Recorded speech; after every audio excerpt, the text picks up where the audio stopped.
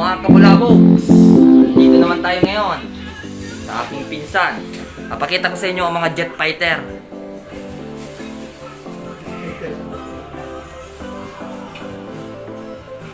Yan nagawa niya, pinakamatulin dyan.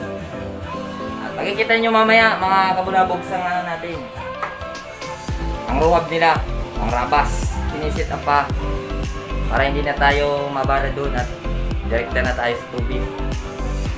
Ang bagong gawa.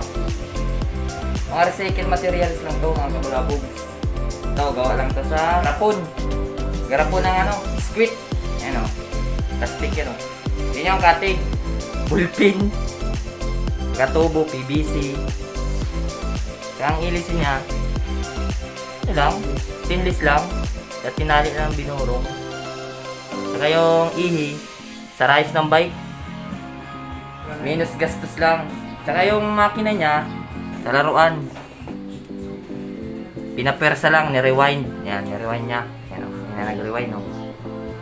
Saka ito naman, kabulabogs, gawa lang to sa centerboard. Yung kikita nyo sa mga ano ng sigarilyo.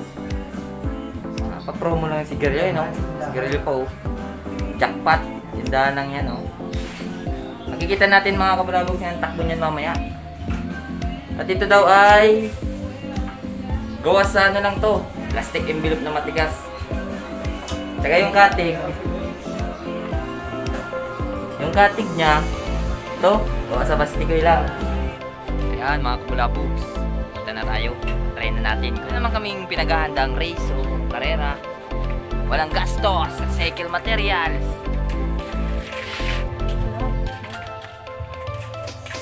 Punta na tayo. Tayo magtatry mga kabulabogs sa ano, longest boulevard in the Philippines.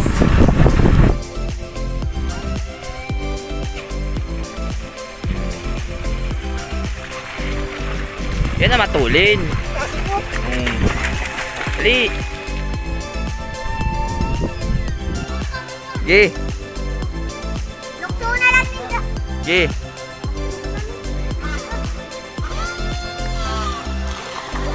Bangga!